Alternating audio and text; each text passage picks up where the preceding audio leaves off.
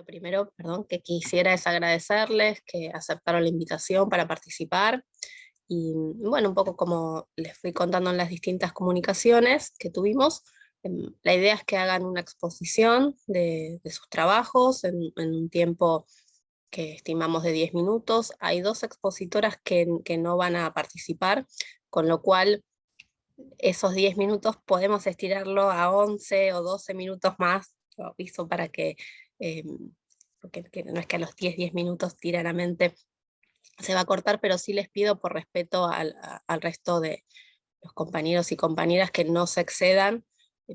Tampoco, justamente por eso no vamos a compartir imágenes, pero bueno, tenemos un tiempo limitado y se va a cortar el Zoom, entonces nada, les pido respeto en ese sentido. Así que, bueno, les voy a leer un poco el orden en el cual van a exponer. Primero va a arrancar Valeria, luego va a seguir Elga, luego va a seguir Juan Martín, luego Maya, luego Arián, y Camila y Gabriela. Y me faltaba, perdón, Tania Escobar de Ecuador. Bueno, así que arrancamos, Valeria, si querés. Dale, bueno, buen día a todos. Gracias, Laura, por la invitación. Es un gusto compartir esta mañana con ustedes.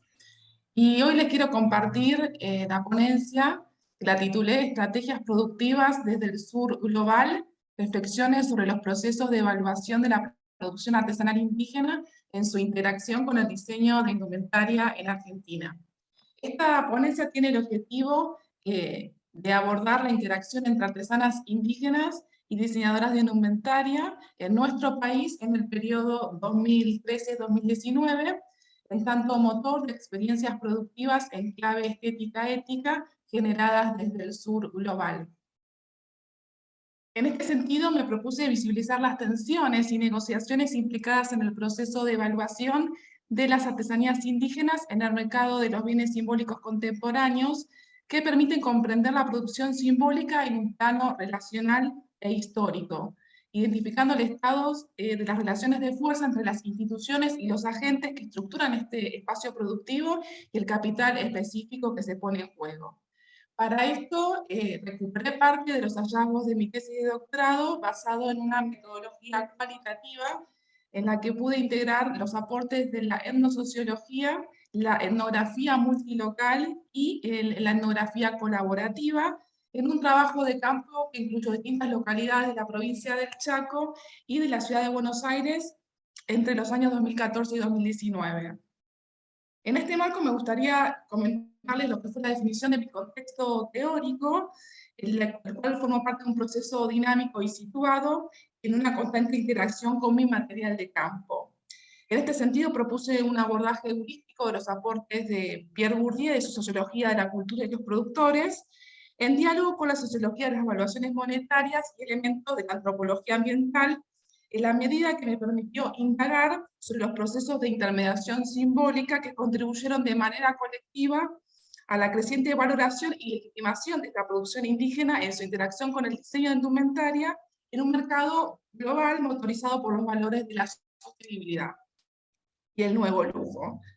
En este sentido, entonces, a través de la recuperación de las evaluaciones monetarias, fue posible abordar el carácter performativo de las agencias calculadoras de la economía en tanto práctica histórica y relacional que involucra clasificaciones, juicios, mediciones que delimitan y definen las posibilidades de cálculo. Asimismo, el concepto de vidas conectadas de Diana Selinser me permitió complejizar el abordaje de las experiencias sostenidas entre artesanas y diseñadoras, dar cuenta del desarrollo de relaciones a aspectos comerciales y la configuración de nuevas subjetividades, destacando el trabajo relacional implicado para poner en diálogo actividad económica e intimidad. Por otra parte, a partir del concepto de esencialismo verde, fue posible dar cuenta de la construcción estereotipada e idealizada del otro indígena, anclada en la metáfora del buen salvaje ecologista. En este sentido, estos autores destacaron el carácter profundamente político de clasificar y jerarquizar los saberes indígenas desde un marco epistémico occidental en torno a una concepción racionalista de la naturaleza y de las comunidades. De esta manera se define una mirada esencializante que valoriza los conocimientos legítimamente culturales, clasificados como tradicionales o ancestrales. Finalmente recuperó un abordaje problematizador de la categoría de sostenibilidad, considerando que una versión fuerte de esta noción, según el sociólogo Arturo Escobar, tendrá que ser descolonizadora en lo epistémico, liberadora en lo económico y lo social y despatriarcalizante. Por lo tanto, este artículo que estoy compartiendo esta mañana lo estructuré en 3 apartados. El primero dedicado a analizar las experiencias productivas de las artesanas indígenas desde el territorio y su vinculación con las diseñadoras de indumentaria profesionales en distintas capacitaciones y mesas colaborativas, recuperando además los sentidos que construyen organismos locales e internacionales sobre las mujeres indígenas y su producción en la escena política local. Un segundo apartado focalizado en el estudio de las diseñadoras de indumentaria profesionales que incorporan en su cadena de valor producción artesanal indígena como motor de sus emprendimientos productivos, y la definición de una nueva subjetividad afecto-comercial entre diseñadoras y artesanas. Y finalmente, un último apartado, donde se propone un recorrido por una serie de políticas culturales desde el Estado Nacional, e instancias de formación universitaria orientadas al impulso de la Alianza Artesanía-Diseño. En relación al primer apartado, me propuse problematizar la definición de las mujeres indígenas en Argentina en calidad de mujeres trabajadoras y lideresas del desarrollo sostenible, en tanto espacio de tensión, negociación y consenso permanente entre las prácticas y sentidos construidos desde los miembros de la comunidad y los referentes de programas de Estado, organismos internacionales, ONG, fundaciones, instituciones religiosas y medios de comunicación. Así el rol y los saberes artesanales de las mujeres indígenas se resignificaron en el contexto actual de las nuevas exigencias de los mercados globalizados, ligados al impulso del etnodesarrollo y la exigencia de la Agenda 2030 de las Naciones Unidas. La consolidación gradual del multiculturalismo neoliberal y el reconocimiento de la alteridad cultural como recurso económico configuró entonces una resignificación de los productos étnicos, del turismo cultural y la generación de ventajas comparativas. En este contexto, entonces, las artesanas indígenas en nuestro país generaron distintas estrategias de organización de su producción, las cuales se pusieron en diálogo de tensión con las expectativas de los mercados globalizados. A través de distintas capacitaciones con diseñadoras, se propuso entonces la consolidación de lo que yo denominé la lógica de pedido, que implicó para la comunidad de artesanas un aprendizaje activo y selectivo en clave de tensión de acuerdo de distintas estrategias y técnicas de cálculo, que les posibilitó iniciar entonces un proceso de evaluación de su producción. Así aprendieron a detallar cantidades y las formas de obtención de la materia prima, dar cuenta de los tiempos de realización de la artesanía, incorporar nuevas morfologías, utilizar moldes, precisar medidas, poder acoplar sus productos, consensuar criterios de calidad, colocar la etiqueta de la marca, calcular el precio justo de su artesanía, entre otras estrategias. Si bien entonces desde las capacitaciones con las diseñadoras se reivindicó la historia que hay detrás de cada producto, y lo manual como huella de la creatividad humana y del carácter único de estas artesanías, las artesanas indígenas formaron parte activa de un proceso gradual de estandarización que las construyó en calidad de lo que yo denominé proveedoras estratégicas, de productos auténticos, desbordando en mayor o menor medida aquel empleamiento ligado a ideas de progreso y desarrollo eurocéntricamente fijadas. Y cuestionando el alcance de la pedagogía de la conversión para intentar convertir acá, recuperando los planteos de la investigadora Natalia Castelnuovo, convertir a sujetos rebeldes en sujetos legales del Estado. En este sentido, entonces, las artesanas ligadas a este proceso de disciplinamiento expresaron los esfuerzos y la colaboración entre pares para asimilar estas instancias de racionalización, innovación y previsión de su práctica artesanal.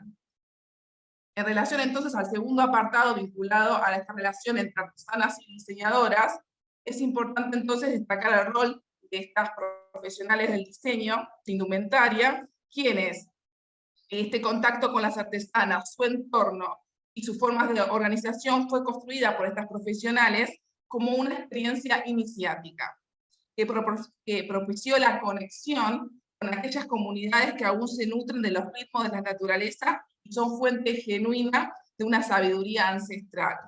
Esta conexión entonces le permitió abrirse a una valoración no solo de lo patrimonial de estas artesanías, como expresión de nuestra cultura, de una cultura a otra que querían conocer, sino también de lo energético, presente en sus procesos y saberes generados en un entorno prístino.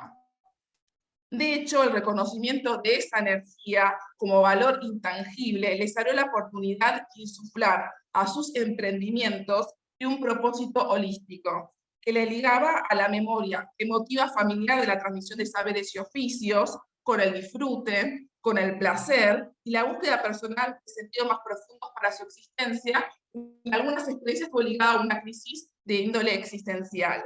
En este marco, entonces, estas diseñadoras emprendedoras se percibieron como gestoras empoderadas, a partir de un accionar intuitivo a la hora de avanzar en la creación de sus propias iniciativas de indumentaria, donde sus búsquedas existenciales y emocionales dialogaron con el devenir de sus propias trayectorias profesionales, permitiendo vincular el gesto de emprender con una oportunidad de crecimiento no solo económica, sino también holística, uniendo mente y corazón en clave de slow business.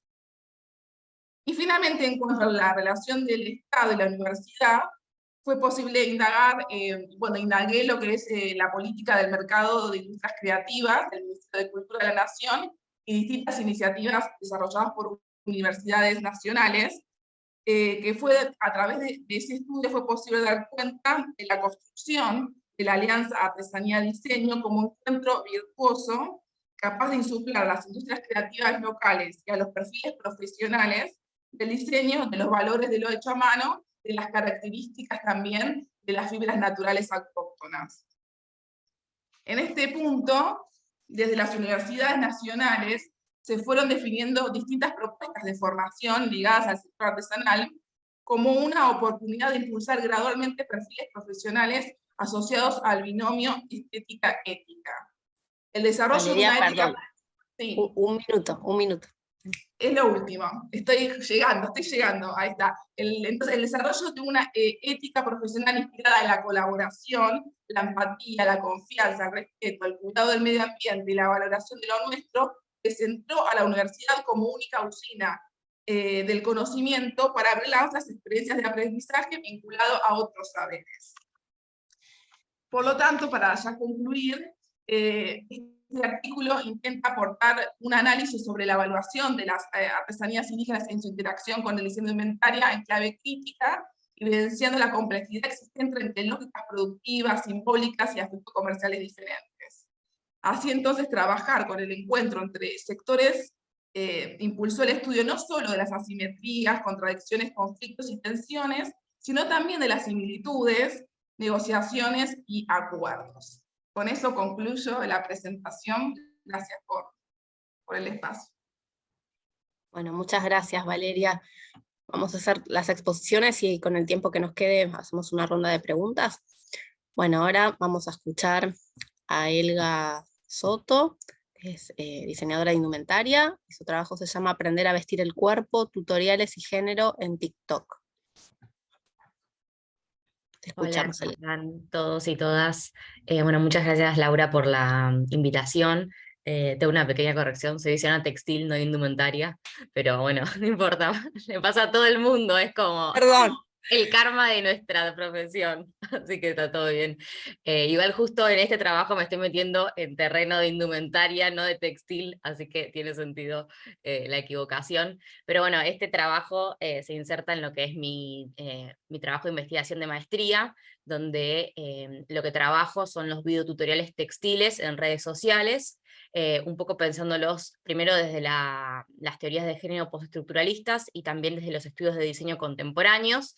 La idea es pensar el videotutorial primero como un objeto de diseño, pensándolo desde la idea de que el diseño se ha expandido a otras áreas de la vida que no son las tradicionales del diseño, y por otro lado, como una tecnología de género en relación a las teorías de Teresa de Lauretis. ¿Y por qué lo pienso así? Es porque pienso que el biotutorial es parte de una genealogía de la enseñanza textil hacia las mujeres y otras identidades feminizadas. Hay una larga tradición histórica de cómo se les enseña a las mujeres a bordar, a coser, a tejer como parte de la educación tradicional femenina, y también un poco en parte, o más enfáticamente, es parte de su educación como mujeres, su construcción como personas del género femenino, en relación al comportamiento, a las actividades que tienen que realizar, a su rol dentro del hogar y también obviamente dentro de la sociedad. Y bueno, y estas tareas textiles históricamente feminizadas, hoy en día todavía aparecen en redes sociales de esta manera de videotutoriales, sobre todo las redes que trabajo son Instagram y TikTok, que bueno, TikTok además tuvo un crecimiento muy importante en los últimos años, sobre todo a partir de la pandemia. Entonces a mí me interesaba ver, bueno, qué hay todavía de esta lógica de la enseñanza textil a las mujeres y qué es lo que está construyendo, cómo está construyendo género, cómo está armando un tipo de género femenino, estos tutoriales específicos. Cómo se reproducen los roles tradicionales de género, específicamente en torno a lo doméstico y lo vestimentario. En esta ponencia en particular me interesaba hacer más énfasis en lo vestimentario, primero porque me parece que hay algo que está muy interpelado, sobre todo a la luz del feminismo mainstream de los últimos 5 años, que tienen que ver con el cuerpo, que bueno, eso también data un poco desde las teorías feministas de los 80 y los 90, ¿no? Como interpelar el cuerpo, que puede hacer, cómo se puede modificar y cómo se interviene a través de la indumentaria. Pero bueno, a partir también de lo que fue la lucha feminista de los últimos años en Argentina, todo lo que fue con el activismo gordo, el body positive, ¿no? La lucha por la ley de talles, qué cosas de esas pueden llegar a aparecer en estos videotutoriales de, bueno, armar tu propia ropa, quizás porque no conseguís la ropa que vos querés, quizás porque te interesa otro tipo de indumentaria que no apela a las lógicas tradicionales femeninas, o quizás sí, eso es un poco también la idea de abordar estos videotutoriales a través de una perspectiva de género, y también un poco, bueno, qué espacio hay para otras narrativas de género, ¿no? Un poco con lo que tenía que ver con el género, pero también con otras narrativas o con otros ejes que por ahí tienen que ver con la clase, con la etnia y también con otros abordajes de las ciencias sexuales, ¿no? ¿Qué prendas están contando estos videotutoriales para hacer? Acá alguien comenta lo de slow fashion, también totalmente, como esta nueva posición de crear indumentaria o hacer indumentaria personalizada, que no contribuye al fast fashion, un poco también con esta idea de rescatar las ideas tradicionales o artesanales, que también lo vimos en los últimos años, un poco en respuesta también como a esta etapa como de capitalismo tardío, como de consumo tan desaforado. Entonces, nada, son como muchos fenómenos que se dan en paralelo y que a mí me interesaba ver qué prendas se hacen, cómo se las enseña, qué elementos gráficos y audiovisuales aparecen en estos videotutoriales, y sobre todo qué nos está contando todos esos aspectos sobre el género hoy en día, ¿no? Por eso pienso en las formas más tradicionales, las formas más disidentes y los otros ejes que van a modificar esto. Así que bueno, no sé si sigo teniendo tiempo, yo hablo muy rápido, así que como que me entra todo de una, pero es básicamente eso, es un poco abordar esta temática a través de este lente, esta perspectiva particular. Tenés unos minutitos más, pero si querés parar acá, no hay ningún problema. Estaba bien, que solamente para saber si me había pasado o algo así. Bueno, muchas gracias, Elga. Bueno, seguimos con Juan Martín Bello, de la Facultad de Ciencias Sociales, y su trabajo se llama Cuando se termina el piso, dejo de comprar, jerarquías y percepciones de valor simbólico y un paseo de compras de la Salada en el área metropolitana de Buenos Aires, Argentina. Juan Martín. Bueno, muchas gracias Laura por el espacio y la invitación. Mi trabajo es una parte de mi tesis de maestría en investigación en ciencias sociales que presenté y defendí a fines del año pasado. Se centra en lo que es uno de los paseos de compras del complejo ferial de la Salada, el cual Bueno, La Salada es un conglomerado de ferias que se ubican en la localidad de Lomas de Zamora, en el Gran Buenos Aires, en el límite con la ciudad de Buenos Aires. Más o menos en cuánto tiempo estará a 1 hora en colectivo del centro de la capital. Este complejo ferial se originó a comienzos de los años 90, cuando en un contexto de desmantelamiento de la industria textil, expulsión de su mano de obra y apertura a las importaciones, un conjunto de familias migrantes de origen boliviano comenzaron a ofrecer, a la vera del Riachuelo, en Lomas de Zamora, artículos de indumentaria de fabricación propia, digamos, a precios mucho más económicos, entre un 20 y un 40% de los precios que se podían encontrar en espacios de comercio más formalizados. En la actualidad, La Salada ocupa un territorio de unas 20 hectáreas a la vera del Riachuelo y concentra unos, más o menos puede variar según la fuente, pero entre 8.000 y 15.000 puestos de venta que ofrecen prendas básicas orientadas a comerciantes mayoristas que adquieren prendas para luego revenderlas en comercios de distintas localidades del país. Mi trabajo se centra en un paseo de compras de La Salada, uno específico que es Punta Mogote. Punta Mogote, junto con otras 2 grandes ferias, que son Urcupiña y Ocean, se destacan por reunir en cada caso entre 1.000 y 2.000 locales, digamos. La mayoría están por debajo de 500, a veces mucho menos. Punta Mogote y otros concentran entre 1.000 y 2.000 locales de ropa.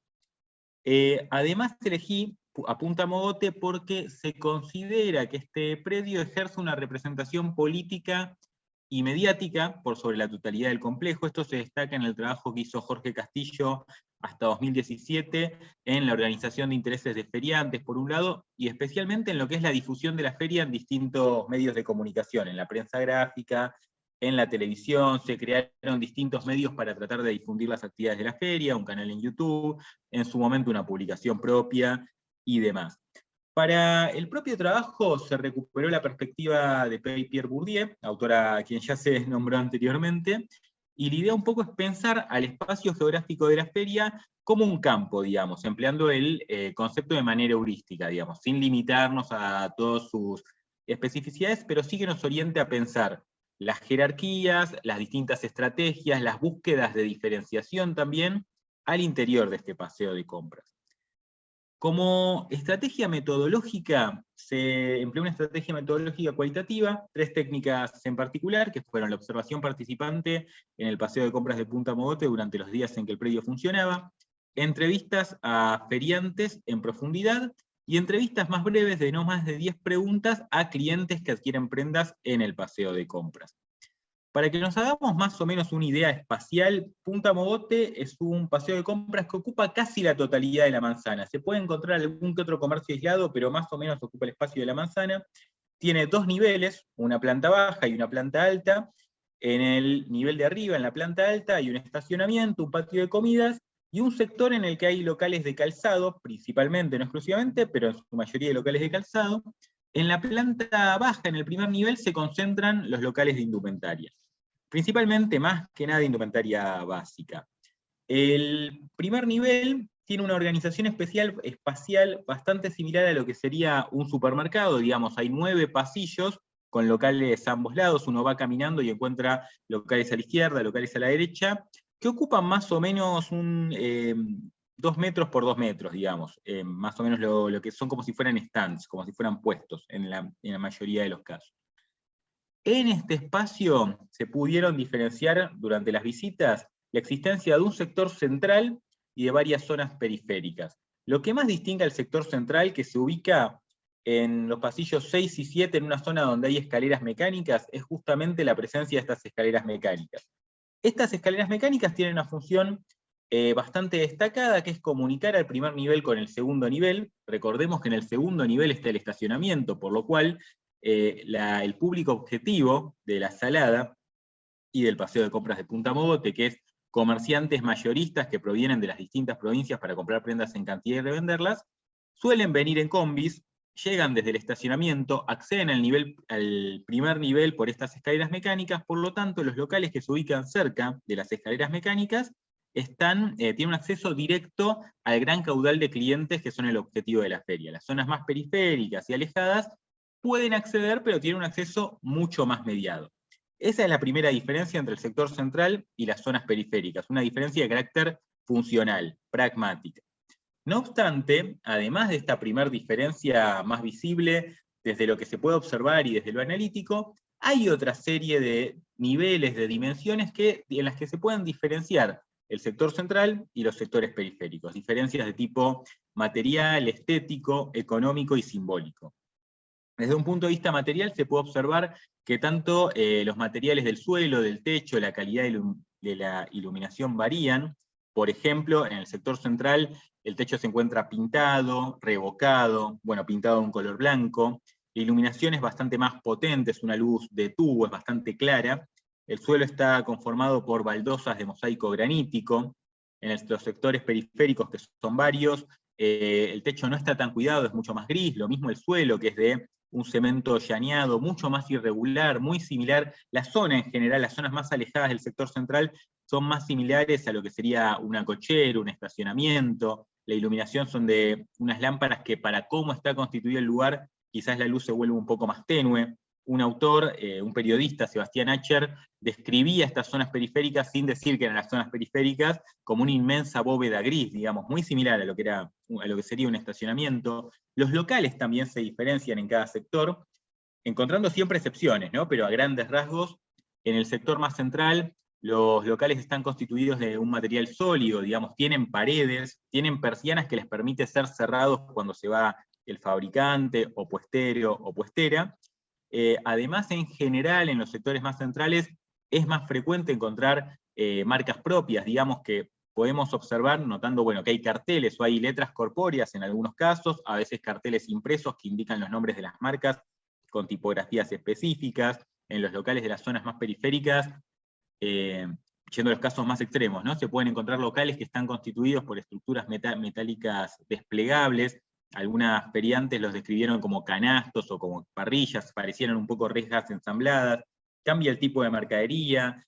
Siempre hablamos de indumentaria básica, pero por ahí en el sector más central encontramos remeras, camperas, jeans, con algunas estampas un poco más originales, que es más fácil notar que quizás hay cierto trabajo estético, hay cierta búsqueda de diferenciación. En las zonas más periféricas es mucho más frecuente encontrar quizás medias, pantalones de frisas, remeras básicas blancas, ropa interior también, sin grandes atributos que los hagan distintivos. El tipo de alquileres, los precios de los alquileres y los formatos también varían en cada sector, son mucho más estables en el sector central, son más caros, también pueden llegar a costar el triple en el sector central que en un sector más periférico. Y todas estas diferenciaciones pueden ser percibidas a la vez por diferentes participantes, no solamente por fabricantes que buscan ubicarse en ciertas posiciones, sino también por clientes, digamos. Esto nos lleva un poco a, bueno, la frase que da título al trabajo, ¿no? Cuando en una de las tantas visitas a la feria, tratando de entrevistar a diferentes clientes, y ante la pregunta de qué criterios utilizaba para elegir las prendas que compraba, un cliente comentó, bueno, cuando se termina el piso dejo de comprar, digamos, asociando la calidad de los artículos al tipo de espacio. Recordemos, en el sector central hay un tipo de suelo, de baldosas, de mosaico granítico. Si nos alejamos más, sobre todo en algunas áreas más de pasillo 1, bueno, sí, 1, 2, 3, el suelo es mucho más rústico, mucho más gris, más irregular también. Entonces, a muchas personas, fabricantes, clientes, quienes alquilan los locales también, notan estas diferencias y las sintetizan en la percepción de valor en el espacio. Una última cuestión que resultó interesante es ver, bueno, observamos en estas distinciones en el espacio posiciones distintas, algunas más beneficiosas, algunas más consolidadas, otras quizás un poco más precarias, pero se observó también la existencia de fabricantes que ocupaban locales en áreas que quizás no eran tan beneficiosas, que eran alejadas del sector central, capaz no eran las más periféricas, pero definitivamente estaban alejadas del sector central, y buscaban consolidarse, mejorar sus posiciones en la feria, a través de un trabajo estético sobre las prendas, y principalmente sobre los locales, digamos, un trabajo de quizás incorporar materiales un poco más originales para ese contexto, como las paredes decorarlas con distintas barras de madera, una iluminación un poco más cálida, a veces más oscura, dependiendo de qué se tratara el comercio de ropa también, si era una ropa más para salir de noche o una ropa más para todos los días. iban ambientando el local en función del tipo de indumentaria, tratar de destacar también a la indumentaria que se ofrecía, incorporar esta cuestión de las letras corpóreas, como que indicaran el nombre de las marcas propias, algo que bueno, en el sector central quizás no sorprende tanto porque es mucho más frecuente, pero tratar de incorporarlo a un pasillo un poco más alejado de estas escaleras mecánicas, como una posible, en términos de Bourdieu. Perdón, un minuto. Ya cerramos, gracias. Perfecto. En términos de Bourdieu, como una estrategia heterodoxa, digamos, que busca subvertir ese orden. Principalmente eso, bueno, tratando de ser sintéticos, tratar de destacar quizás la utilidad de estos conceptos de Bourdieu: campo, estrategias, capital, posiciones en el espacio del campo, hábitus también para percibir estas, no sé si sutilezas, pero sí para percibir esta gama o niveles de diferenciaciones con términos quizás más, que parecen más sencillos, pero contienen una complejidad de diferenciaciones detrás, y bueno, seguir pensando esta diferenciación entre jerarquías propias de este espacio. Esto es todo. Muchas gracias por la invitación y el espacio. Muchas gracias, Juan. Bueno, seguimos ahora con el trabajo de Maya Ober. Ella es de la Universidad de Berna de Suiza. Así que, hola, ¿qué tal? te Y escuchamos. estoy hablando ahora, y ahora estoy hablando de San Esteban en Córdoba. Muchas gracias, Laura, por la invitación. Y sí, me llamo Maya Ober y soy educadora de diseño, investigadora y antropóloga, y actualmente estoy haciendo mi doctorado en antropología social, investigando las prácticas feministas en la educación del diseño. Y en mi presentación, El oído feminista, desafíos y luchas feministas en la educación del diseño, en primer lugar hablaré del concepto del oído feminista, tanto como práctica pedagógica, como también enfoque metodológico que lleva a cabo la investigación antropológica. Y más adelante aportaré algunos fragmentos de material empírico de mi trabajo de campo en curso para interrogar el concepto, y para finalmente abrir las preguntas y una discusión sobre las posibilidades del oído feminista y la escucha feminista en el campo de la educación del diseño. Una breve nota: todos los interlocutores mencionados en la presentación aparecen bajo seudónimos, siguiendo las pautas éticas actuales de la Asociación Europea de Antropólogos Sociales. Y el trabajo que se presenta se basa principalmente en la investigación de la teórica feminista Sara Ahmed, y es un intento de aplicar el concepto de Ahmed en el contexto particular de una facultad del diseño. Escribe Ahmed: empezar a oír con un oído feminista es desafinarse respecto de un mundo. Ella desarrolla el concepto de oído feminista trabajando con las quejas sobre los abusos de poder en las universidades. Y a través de las experiencias de quienes se quejaron, aprendemos tanto sobre la institución como sobre el poder. Y sin embargo, a mí me gustaría considerar el oído feminista no solo en el contexto de quejas institucionales, sino verlo como un dispositivo metodológico y pedagógico y una táctica de resistencia.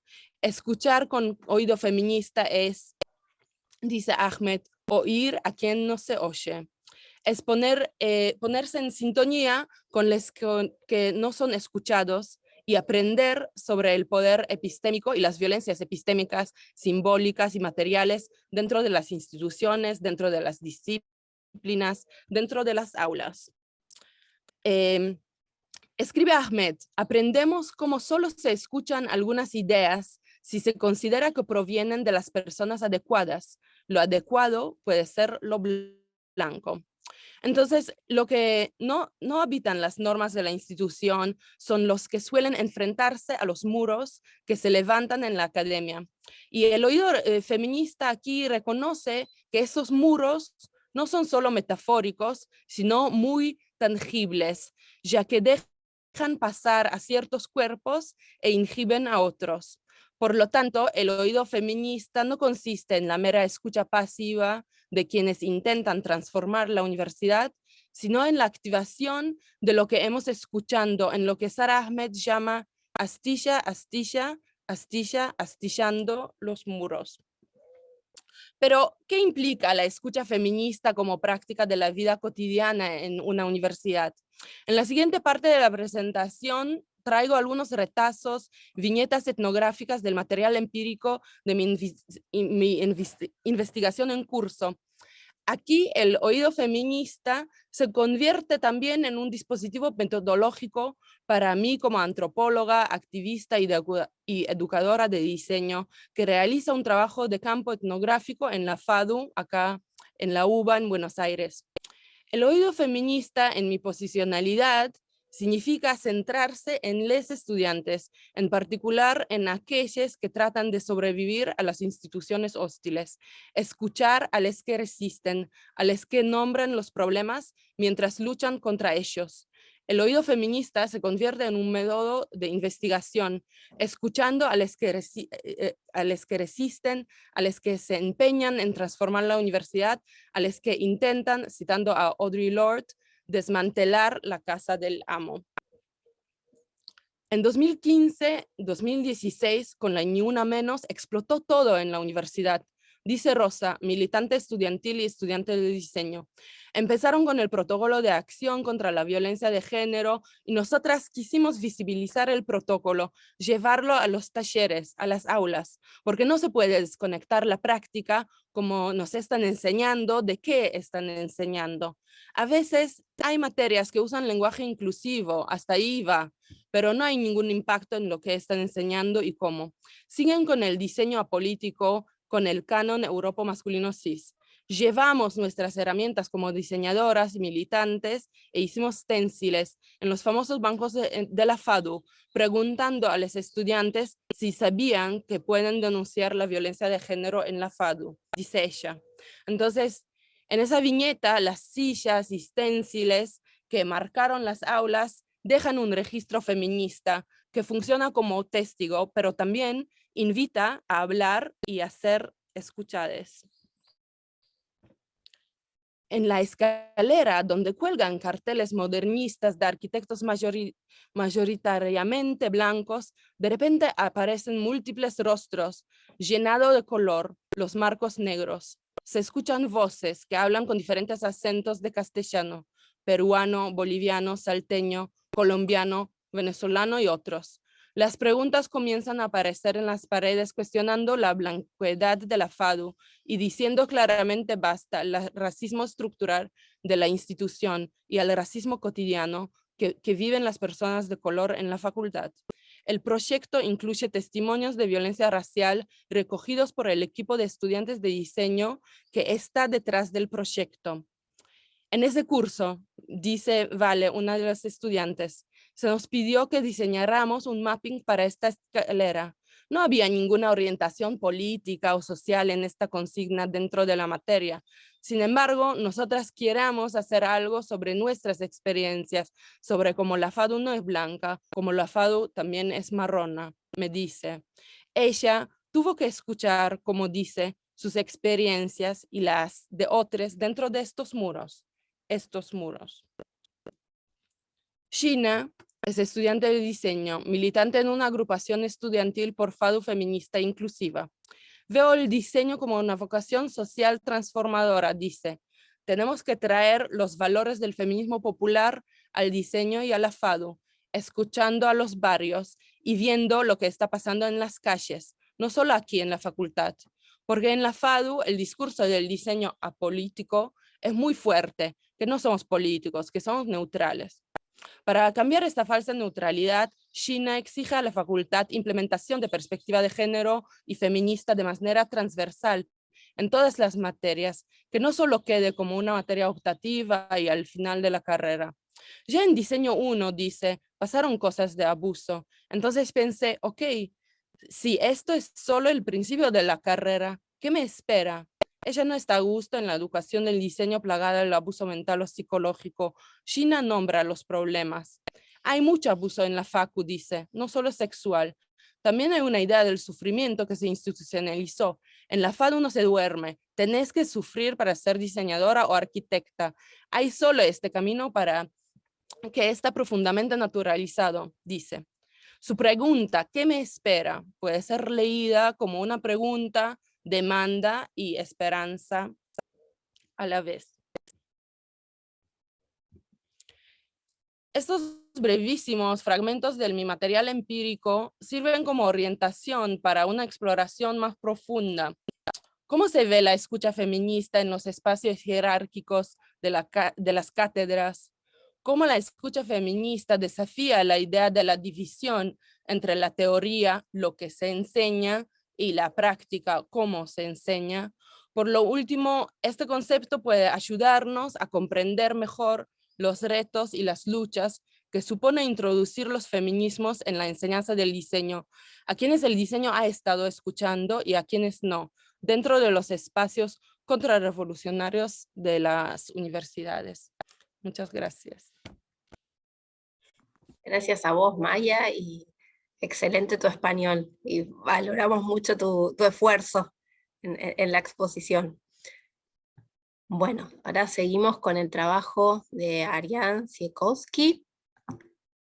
Ariane es del Senai Brasil y de la FADU-UBA, y su trabajo se llama Genderless, tendencia de moda o antimoda. Te escuchamos, Ariane. Hola, hola. Bom dia, me chamo Ariane Siekowski, sou diseñadora de indumentaria, proprietária de NCK Atelier y tesista en la maestría de las teorías de diseño comunicacional por la UBA. Mi área de investigación es la relación entre el cuerpo, la moda y el género, y estoy aquí para hablar sobre moda genderless. Mi pregunta para este artículo es, ¿el genderless es una tendencia de moda o una antimoda? Entonces, se define por moda genderless los productos indumentarios que son destinados para hombres y mujeres simultáneamente. La moda genderless plantea que se borren los roles de género en la ropa, contraponiéndose a una de las principales características que demarcan el surgimiento del fenómeno moda en la sociedad occidental moderna, que es la segmentación de la indumentaria en virtud de los sexos.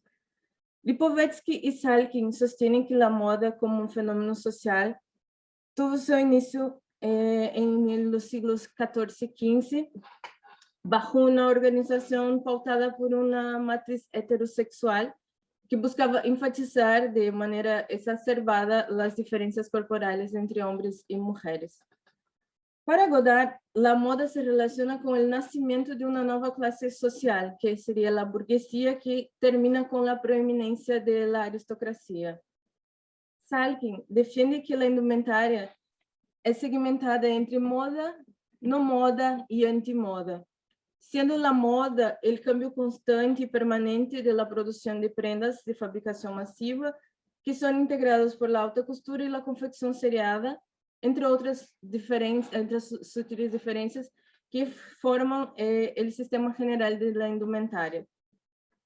La no moda se relaciona por el vestido fijo, que indica pertenencia a un grupo étnico o profesional, a ejemplo de las indumentarias típicas regionales y los uniformes.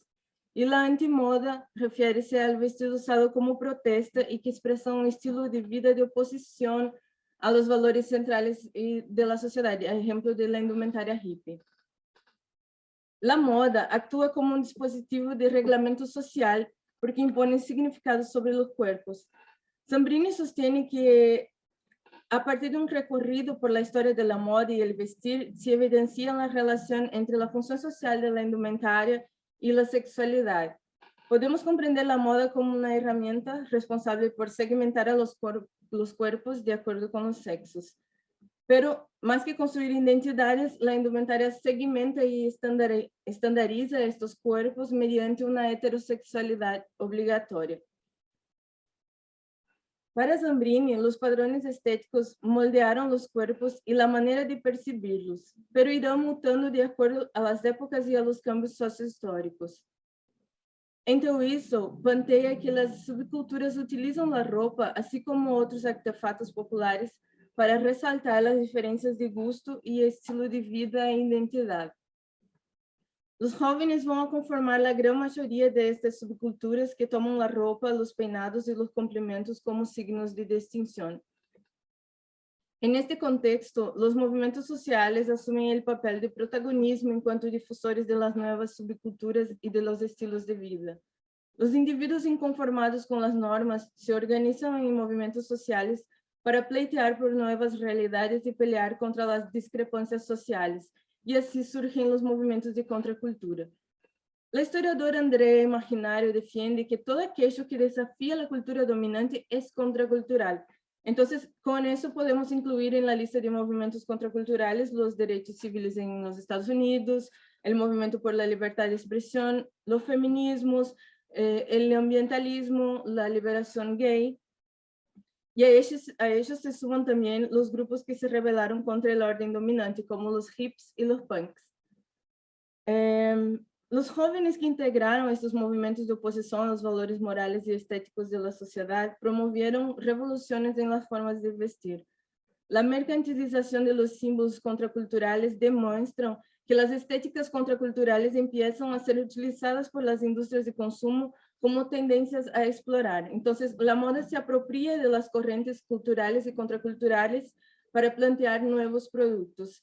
La crisis del binarismo, los movimientos de contracultura y las olas feministas fueron los grandes marcos fundamentales para el surgimiento de la moda genderless en el nuevo milenio.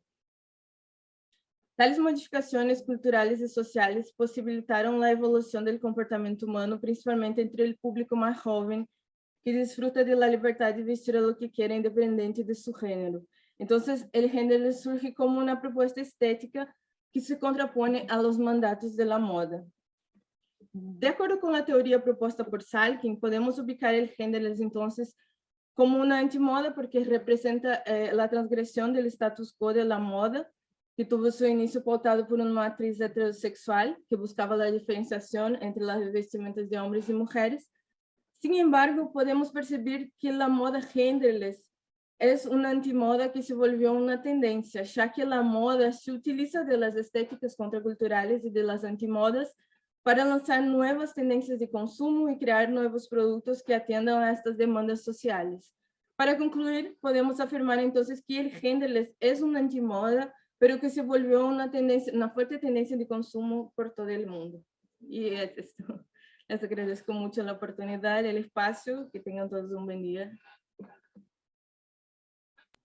Gracias, Ariane. Gracias. Y también gracias por el esfuerzo con el español. Perdona. Se entendió muy bien. Bueno, seguimos con, y por respetar el tiempo, seguimos con el trabajo de Camila Donato, de la Facultad de Ciencias Sociales y de la FADU. Su trabajo se llama Testimonio de Primo Levi y la experiencia del vestir. Hola, ¿se escucha bien? Te escuchamos, Camila. ¿Qué tal? Buen día a todos. Primero agradezco a Laura la invitación y bueno, y el desafío también de participar en la mesa. Bueno, yo me organicé también en función del tiempo y de las limitaciones temporales.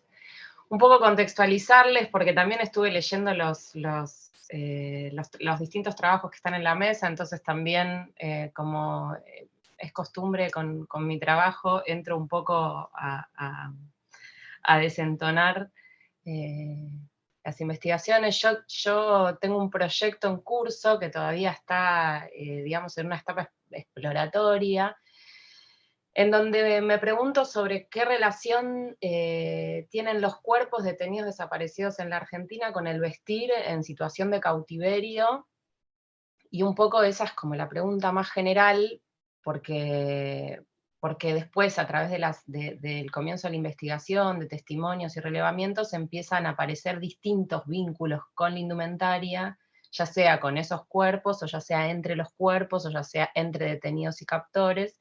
Entonces ahí se me empieza a abrir un universo en donde tengo que decidir en dónde yo voy a poner el foco de todos esos vínculos o esas situaciones que se dan en ese contexto. A partir de ahí a mí me surge, ese es como un proyecto más original, el abordaje de las entrevistas me empieza a informar sobre todas estas distintas formas. Por darles un ejemplo de casos de mi investigación, tengo por un lado el caso de una sobreviviente que es liberada con una prenda una compañera hoy detenida desaparecida le tejió en cautiverio. Entonces, esa bufanda con la que esta sobreviviente se va del centro clandestino es una bufanda que ella la acompaña materialmente a los momentos de dar testimonio. De otra forma es una sobreviviente que cuenta que al momento de su liberación le entrega un corpiño que era lo único que le quedaba de su ropa de civil, de su ropa por fuera de la detención, se lo entrega a una detenida que creía que iba a ser liberada, y después, por una foto, en donde esa compañera está además con ese corpiño que ella le deja, se entera que no fue liberada. Entonces voy rastreando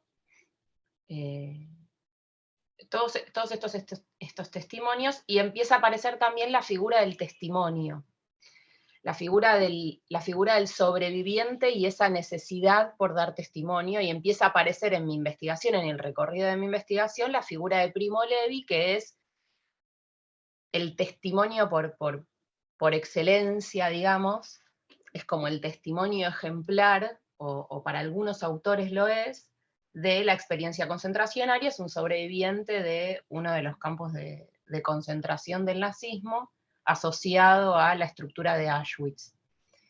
Entonces Primo Levi es un sobreviviente que además tiene la particularidad de que apenas,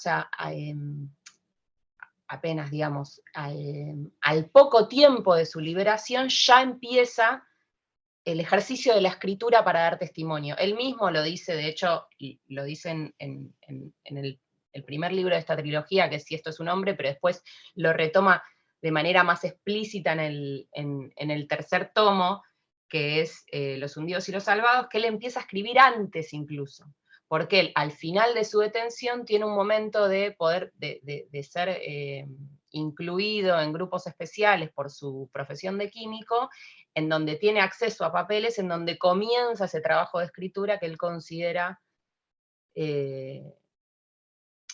por supuesto que en ese momento no sabía que iba a sobrevivir, pero en la medida, en cada día de supervivencia, para él, ese día de supervivencia, que podía estar más cerca o no de ser finalmente liberado, era la responsabilidad del testimonio. Entonces yo quería, en este recorrido que estoy intentando compartirles, mi intención es hacer un abordaje de Primo Levi como testimonio emblemático, un relevamiento de esta trilogía, a ver cuáles son los gestos que se encuentran en esa detención en relación de los cuerpos con las ropas, ¿no? ¿Qué es lo que puedo encontrar? Siempre entendiendo desde una mirada Foucaultiana el cuerpo atravesado por el poder, ¿no? El cuerpo como esa materialidad que es objeto del poder.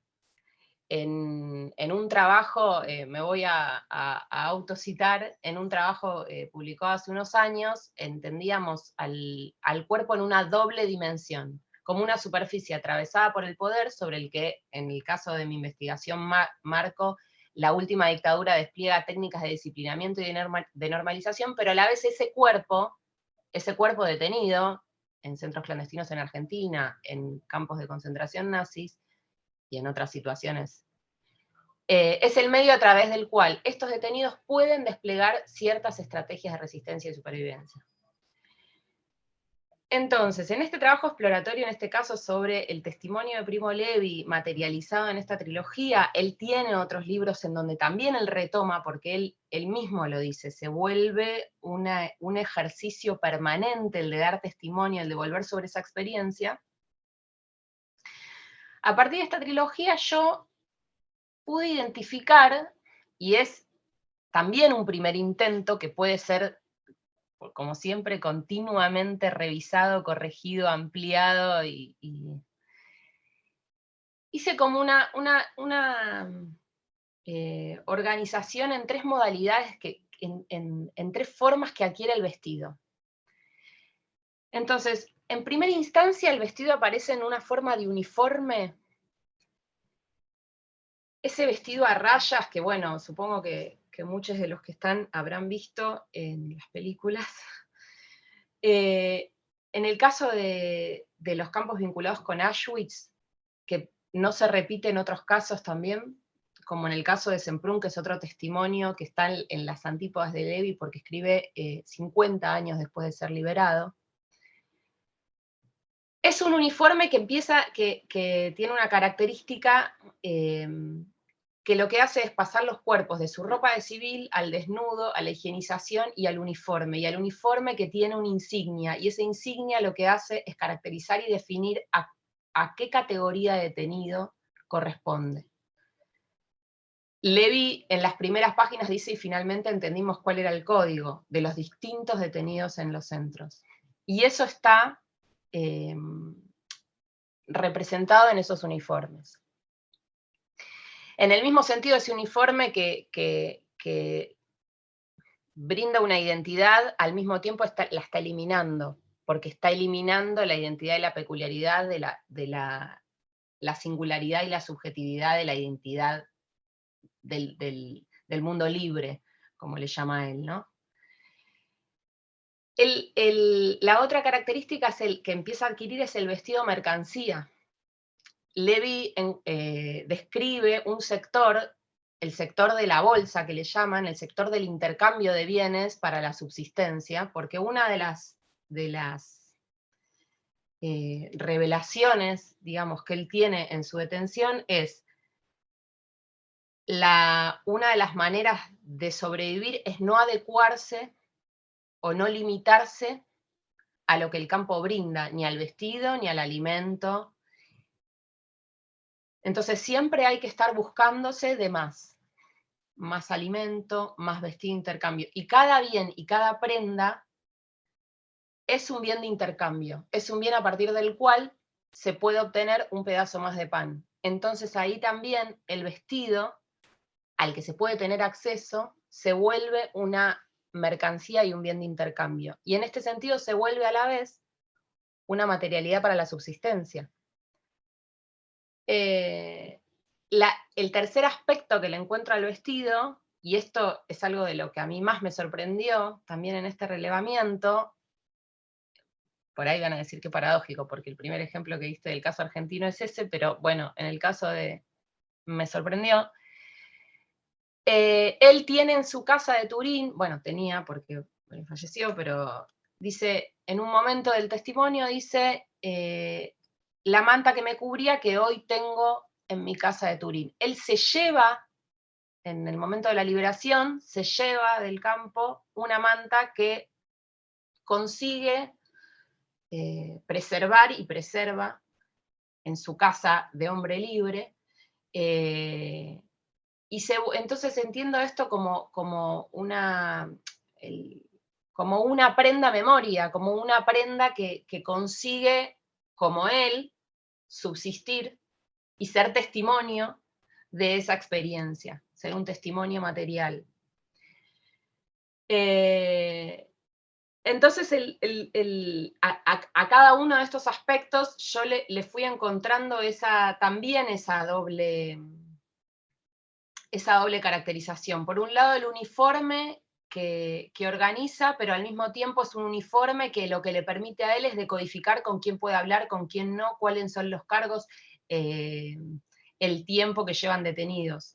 Por un lado, el vestido mercancía, que mientras que no alcanza a cubrirles y a ser suficiente para que ese cuerpo que está sometido Perdón, pueda... Camila, te queda un minuto para ir cerrando. Bueno, y para cerrar, en realidad, perdón, como aspecto final y también como hallazgo que no pude organizar porque él da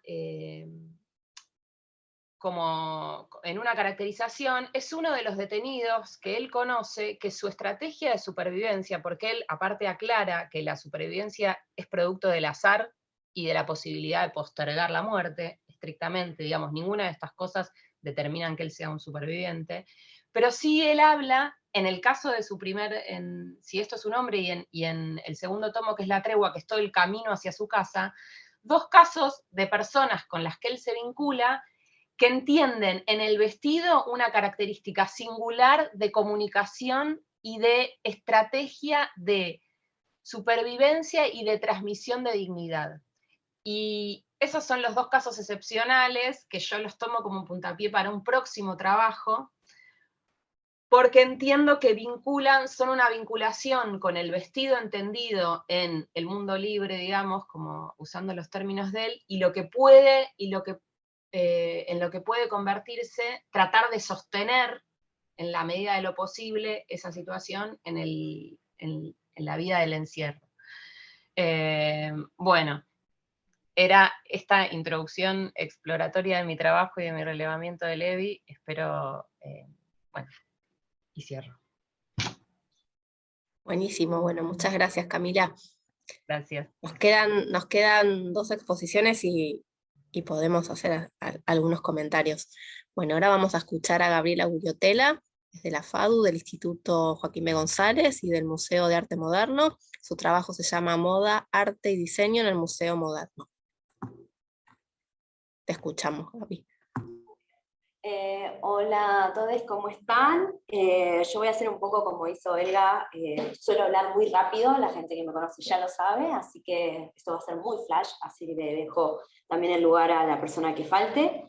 Bueno, para empezar, yo trabajo en el museo desde 2014 con una nueva gestión, y a partir de ahí es que empecé a interesarme cada vez más por lo que sucedía con los temas indumentaria, accesorios, moda, ¿no? Con las tendencias que aparecían en el Museo de Arte Moderno, y tempranamente empecé a investigar a ver qué había en esa colección, que es una colección muy extensa, que tiene entre 6.000 y 7.000 obras, y tiene una colección que no solo son pinturas, esculturas como se suele pensar, sino que también hay diseño industrial, textil, etc. Entonces, mi interés se fundamentaba en pensar, bueno, ¿cómo ingresan estos textiles? ¿Cuándo? ¿Cómo? ¿No? ¿De qué manera? Si es por donaciones, adquisición, si son préstamos, ¿no? ¿Cómo aparecen en las distintas exhibiciones?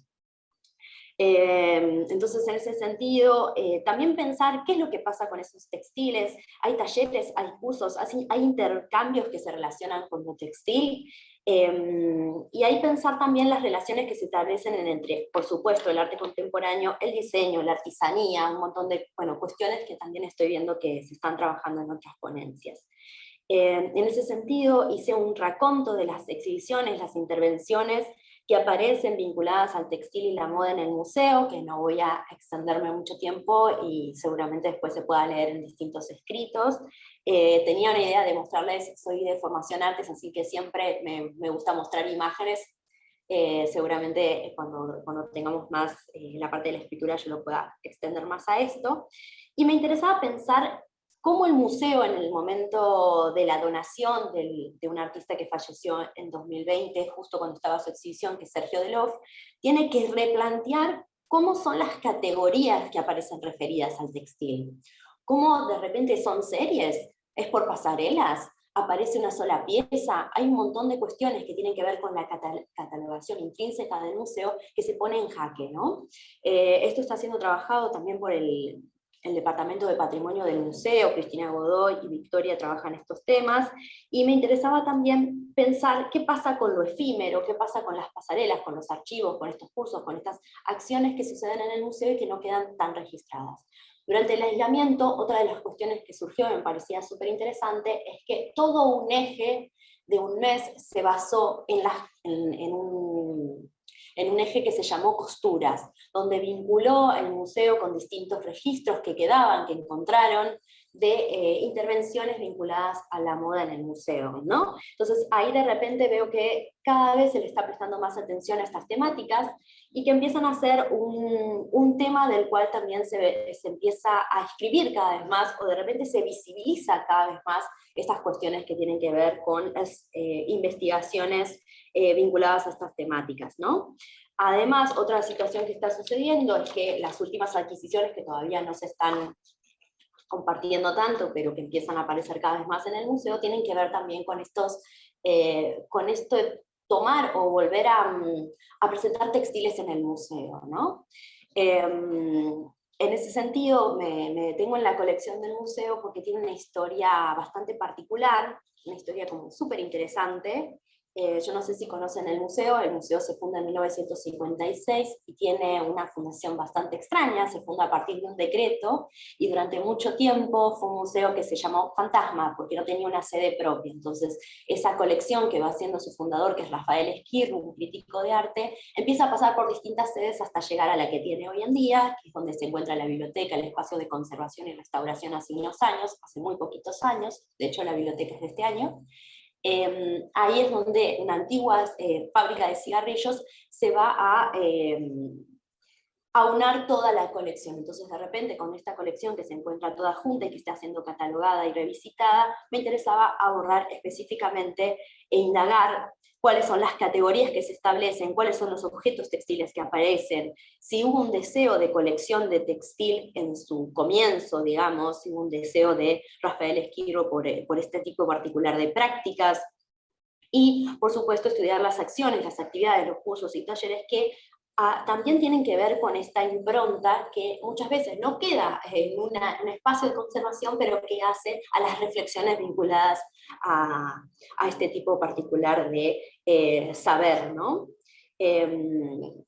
Como recién mencionaban en todas las ponencias, pensar estas prácticas y sentidos compartidos que van más allá de la pieza que tiene el museo, ¿no? Bien, creo que dije todo lo que tenía que decir, bueno, quería extenderme, así que bueno, muchísimas gracias por la escucha y a Laura, por supuesto, por la invitación. Bueno, muchas gracias, Gabriela. Ahora vamos a escuchar a Tania Escobar de la Universidad Técnica de Ambato, y su trabajo se llama Los sistemas vestimentarios de las quiteñas entre la clase y la condena moral. Hola, buenos días con todas y todos.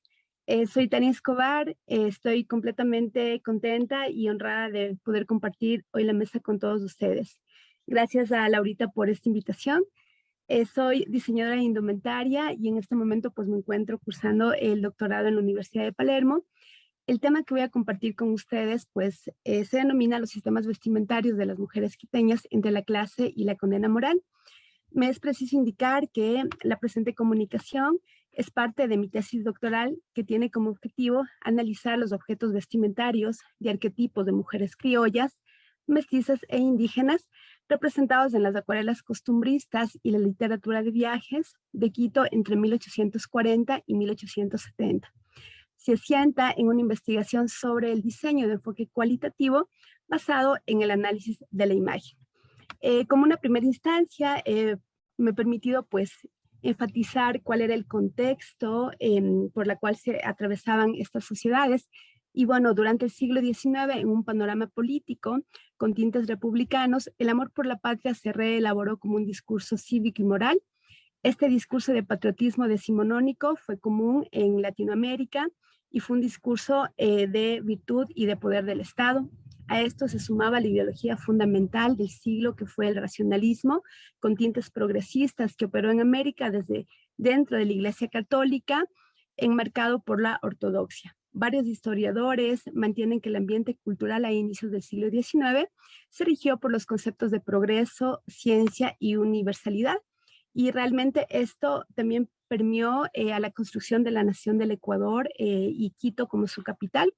Las aspiraciones de civilizar la ciudad de Quito fueron dadas por la élite y llevadas de manera temprana por las ideas de progreso o los ideales progresistas. En términos de Kidman, Quito era una ciudad señorial, estamental, jerarquizada y estratificada, en la que la autoridad se justificaba por derecho divino, es decir, por la influencia de la iglesia. Y es importante también mencionar que aparecieron ya los códigos binarios que separaban a la población entre hombres y mujeres, blancos e indios, la aristocracia y la plebe, lo urbano de lo rural, los dominados y los dominadores. Más tarde llegaría la influencia del romanticismo y por consiguiente también el costumbrismo. Y a raíz de ello, pues, las unidades de análisis dentro de mi tesis doctoral representan la pintura costumbrista, que enfatizaba el ser nacional a través de las representaciones de la diversidad étnica. Es importante también mencionar que para Muratorio los usos y las costumbres de color local se especificaban a través de la pintura costumbrista. Los pintores costumbristas retrataban los tipos nacionales y sus ocupaciones, y según Kidman, estas pinturas costumbristas registraban y describían diversos tipos humanos, sus usanzas y sus vestiduras. Luego de haber tocado el tema contextual, es importante también mencionar cuál fue el rol que cumplió la mujer quiteña en el siglo XIX. Y a este respecto es importante mencionar que este siglo normó los roles complementarios de género que veían a la familia como fecundadora de la moralidad y la educación de las mujeres. Se formó entonces un estereotipo de la mujer decimonónica que fue etiquetada como ángel del hogar, el bello sexo, el alma de la familia, el alma de la sociedad. Así la mujer idealizaba o ingresaba de manera idealizada a los planes del Estado ecuatoriano a cumplir un rol educacional, virtuoso y de ejemplo moral. Sin embargo, Bermúdez también indica que este cambio de representaciones sobre la mujer ya no era solamente una argumentación teológica supeditada a la voluntad divina o al pecado, sino que a esta argumentación de carácter antropológico ahora se le sumaba a los pensamientos de época, las argumentaciones científicas, el determinismo biológico y el objetivo republicano político, que era pues cimentar las identidades de tipo nacional y hacer de la mujer el ángel del hogar como constructora del alma nacional. Esta denominación encasillaba a la mujer en un rol administrativo, educativo, más que comercial y político. Por tal razón, las mujeres de sectores populares comenzaban a recibir condenas morales al ser tachadas de desnaturalizadas por dedicarse al trabajo fuera de casa, en plazas, en mercados.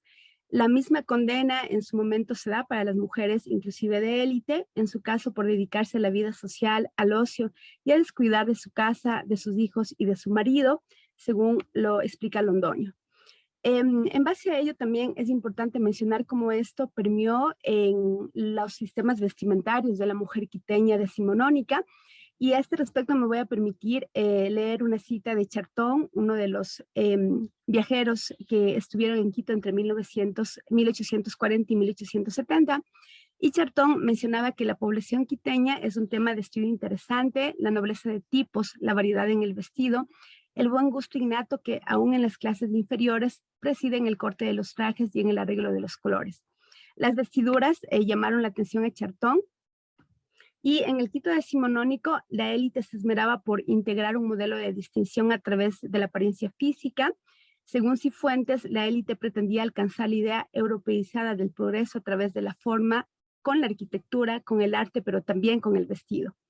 Así se prefiguran o se configuran las vestiduras de la mujer de la clase alta, que respondían a cánones impuestos por la moda española, en palabras de Chartón, y cuyo atuendo pues se configuraba por un faldón, un faldellín, una blusa, una levita corta, la sobreposición de naguas y prendas interiores, un chal que es muy importante y que se utilizaba para cubrir la cabeza como símbolo de distinción, en palabras de Bourdieu. Las mujeres en este grupo social no escatimaban gastos en telas y adornos, y los zapatos de satín y las joyas eran también relevantes dentro de su atuendo. Por su parte, las mujeres mestizas eran mujeres industriosas dedicadas a los oficios y relacionadas con actividades de pequeño comercio. Se ocupaban de la cocina, la limpieza, la costura. En la sierra eran conocidas como bolsiconas debido a un faldón que utilizaban con varios bolsillos internos que les ayudaban en su actividad comercial. Su atuendo se caracterizaba por una camisa blanca de bordados arabescos, sobre la cual colocaban un chal y sobre este un rebozo. Como prenda inferior colocaban enaguas, que eran cobijadas por un gran bolsicón. Es importante mencionar que las mujeres de esta clase social no acostumbraban a cubrir su cabeza, andaban descalzas y era evidente el detrimento de la calidad de sus telas. Por otra parte, el vestido de la mujer indígena estaba compuesto por un anaco, un pedazo de tela azul de bayeta envuelta sobre el cuerpo, y en su espalda llevaban otro pedazo de bayeta llamada pachelina o tupulina, y las indígenas no llevaban calzado como tampoco manta para cubrir su cabeza. En términos de Stevenson, otro viajero que visitó nuestro país, este era su único guardarropa y era el único lecho de que disponía. Y bueno, ya para concluir, es importante mencionar que las mujeres del siglo XIX se vieron marcadas por una retórica que las revestía como ángeles del hogar y el bello sexo. La importancia que se le concedió a la mujer fue en sentido de ser complemento del hombre y transmisora de valores religiosos y morales a sus hijos. Empero, hubo espacios que modificaron su comportamiento, factor que influía en el concepto de honra femenina. Las imágenes decimonónicas y los relatos de viajeros revelan elementos de diferenciación social en las vestiduras de la mujer quiteña. Las mujeres de clase social alta se esforzaban por mostrar a través del vestido el refinamiento, el progreso y la civilización. El vestir con clase otorgaba una buena reputación, respetabilidad y distanciamiento de los demás estratos. Por su parte, el vestido representaba todo lo contrario para las mujeres mestizas y las mujeres indígenas. Empero, aunque víctimas y opresoras de una sociedad patriarcal, fueron actoras de cambio, pues consiguieron residuar las relaciones sociales de desigualdad que se evidenciaron en otros espacios cotidianos. Finalmente, los objetos vestimentarios narraron espacios de diferenciación social que fueron generados a partir de discursos civilizatorios e ismos que materializaron los vestidos como símbolo de clase y de condena moral. Esa ha sido mi exposición. Laurita, muchísimas gracias por la invitación. Gracias a vos, Tania. Bueno, impecable, logramos todas las exposiciones en tiempo y forma. Ahora en estos minutos que nos quedan, lo que me gustaría es si hay alguna pregunta, si quieren hacer algún comentario. La verdad es que creo que la publicación va a ser muy, muy interesante. Todos los trabajos, todas las presentaciones tienen como mucha potencia, y a pesar de que pareciera que, por lo menos desde mi perspectiva, pareciera en un principio que son muy distintas, creo que tienen muchísimos ejes en común, con cuestiones de la afectividad en la indumentaria, en los textiles, en formas de resistencia, en formas de cuestionar relaciones de poder, en diferentes periodos históricos, con diferentes miradas. Me parece que también tiene como mucha riqueza, ¿no? Desde la pedagogía, tu trabajo, Camila, vos dijiste en un momento que parecía que no era, o que desentonaba y la verdad es que no sé qué pensará el resto, pero para nada, creo que planteaste ahí una mirada súper innovadora y con otra perspectiva, y que de alguna manera, como decía recién, ubica a la moda y al textil, a la indumentaria, digamos, por fuera de todos los prejuicios y de los clichés con los cuales a veces se la juzga, ¿no? Y creo que cada trabajo tiene un poco tu trabajo, Juan, como traes el espacio de la salada y toda la dimensión que tiene que ver justamente con el territorio, las formas de resistencia y de supervivencia, y la distinción. Bueno, ahí creo que también hay muchísimo para analizar, para problematizar, el trabajo de Valeria, toda esta recuperación de las mujeres artesanas y ese encuentro con las mujeres diseñadoras, y la visibilización, y creo que en todos los trabajos está la cuestión de la distinción de la clase.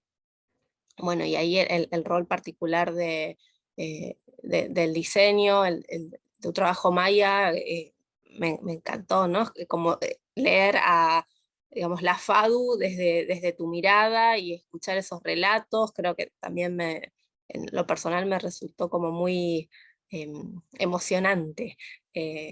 Bueno, Elga, tu propuesta sobre los tutoriales textiles y cómo estas pedagogías digamos, de género se van resignificando, y cómo hay cuestiones que se siguen manteniendo en relación a los estereotipos de género, y a la vez cómo planteas que puede haber formas de resistencia y cruces con otros tipos de opresiones, ¿no? Como el género, también me gusta que lo plantees como dialoga con otras dimensiones que muchas veces quedan oscurecidas. Tu trabajo, Arián, sobre esta pregunta de si lo agender es moda o antimoda, y cómo dialoga también con todo este cambio en relación a las formas de concebir las subjetividades, ¿no? Y digamos, qué rol ahí ocupa el cuerpo vestido, y la crisis de lo binario, si es, bueno, es algo que hemos dialogado mucho, ¿no? Si digamos, la indumentaria sin género es la respuesta o la salida de lo no, digamos, de lo no binario, o si por el contrario se están reforzando representaciones más del orden de lo masculino, ¿no? Bueno, son todas preguntas para seguir, digamos, analizando. Tu trabajo, Tania, bueno, lo mismo, ¿no? Lo hemos conversado mucho, toda esta recuperación que vos haces de las acuarelas costumbristas, y lamento que todos los trabajos no hayan podido estar acompañados de imágenes, porque lo hacía mucho más interesante. En el caso del trabajo de Tania, ya relevó, digamos, tiene todo un acervo de trabajo de campo de estas acuarelas costumbristas en Quito del siglo XIX, que es hermoso de ver, y cómo ella lo problematiza en relación a los discursos morales que se desprenden, digamos, de estas pinturas.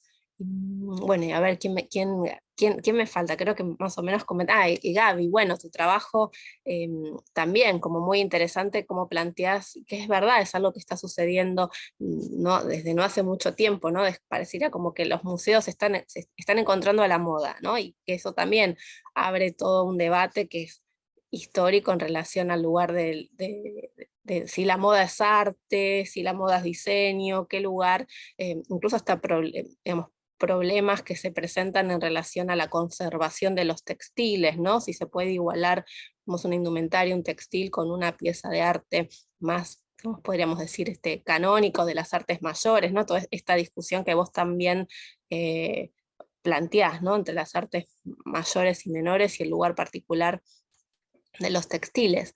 Así que bueno, yo ya dije más o menos mis puntos de vista generales, y podría hablar mucho más, pero creo, apuesto a los textos escritos y a la publicación, que creo que va a ser muy interesante, y me gustaría escucharles, y si quieren hacerse algunas preguntas, algún comentario, todavía tenemos unos minutos.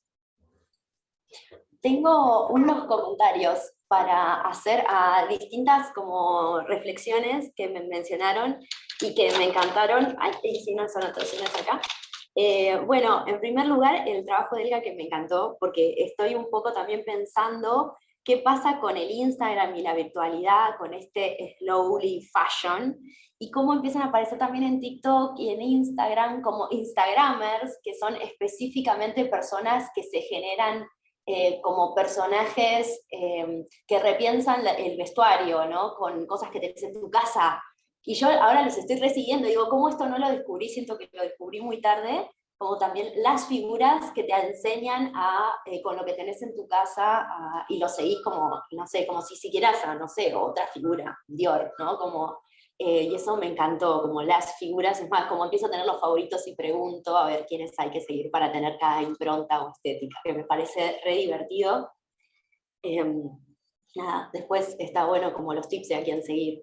Y después también algo que me pareció que iba como de la mano con el tema de la virtualidad, con el tema de la salada, yo me puse a buscar al mismo tiempo que recién estaba Juan Martín exponiendo si la salada tenía Instagram. Perdón, yo estoy ahí como en la virtualidad, porque ¿qué pasa? A mí me sucede mucho que los museos se volvieron tanto en el plano presencial como en el virtual. Entonces siento que los lugares se volvieron como en dos patas, porque me puse a estudiar cómo se relacionan los textiles en el museo, y no puedo estudiar sobre las piezas, tengo que estudiar también lo que se presenta en la plataforma del museo, porque eso también es un lugar de exhibición. Entonces me puse a buscar si la salada tenía Instagram, y tiene Instagram. Me pareció también un flash para ver qué pasaba también con esto del espacio presencial y qué pasa con el espacio virtual. Nada, eso como algunas preguntas que me surgieron con las primeras exposiciones, eso solo. Elga, si querés responder, y después Sí. Juan. ¿Sí? Sí, no, quería hacer un comentario con respecto a lo que decías, y de paso te hacía un comentario a vos sobre tu ponencia, que quería hacerte un comentario, que sí, creo que, o sea, me parece que justo ahora estamos como en un momento como medio de impasse en relación a la tecnología y lo que aparece, porque por un lado, bueno, sí tenemos todas estas posibilidades nuevas, como, bueno, voces a gente que no tenía antes, como nuevas posibilidades de referentes o de influencers, ¿no? Como también como pensar esas categorías. Hay gente que habla como de referentes, otros de influencers, como de cómo funcionan estas figuras como de autoridad dentro de ciertas comunidades de diseño, de moda.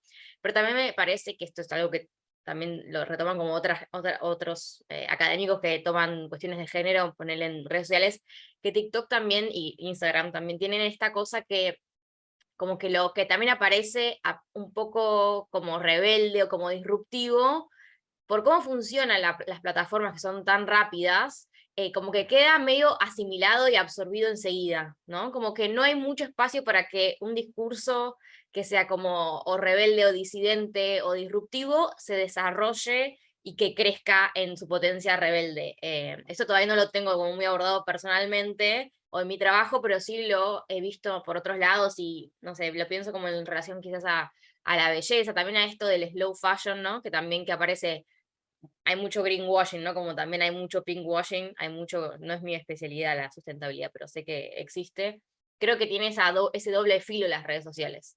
Por un lado sí te permite todo esto, por otro lado es muy fácil caer en el contenido superficial, en como la frase clave que hace que la gente lo mire, pero que pierde un poco su potencia disruptora en tanto, discurso contrahegemónico, ¿no? Que eso me parece que también hay que como quizás tener cuidado cuando uno consume ciertas cosas. Y me quedé pensando en lo que decías, pensé justo ahora está la muestra esta en el Museo Nacional, Histórico Nacional, que es de los 80, de la música de los 80, pero que hay un vestido de Hilda Lizarazu que está hecho como todo de fotografías, creo, o de Polaroids, no me acuerdo bien de qué material es, pero pensando en esto de, bueno, cómo funciona ahora la moda en el museo, y esto que decía Laura de la conservación, ¿no? Cómo pensar la moda del diseño en tanto conservación, cuando la moda de fin del siglo XX ya son materiales completamente diferentes a, no sé, la moda del XIX, que tienen otros criterios de conservación cuando ya hablamos de materiales sintéticos, materiales que no son textiles también, ¿no? Porque es moda hecha con materiales no textiles, que son plásticos, no sé. Y me parece como interesante eso, pensar como en el futuro, cómo van a ser también las prendas que van a estar en el Museo Histórico del 2050, ¿no? Cómo van a ser esas prendas, cuáles van a ser. Eso me parece también re interesante. Bueno, en el museo se está planteando con algunas exposiciones que son obras como efímeras, si directamente lo que se guarda no es en realidad como el concepto, la idea para hacer reconstrucciones a futuro. O sea, guardar el material para después volver a reconstruirlo. Son conversaciones que son ya, digamos, ¿no? Que están pasando en este momento. Sí, es súper complejo.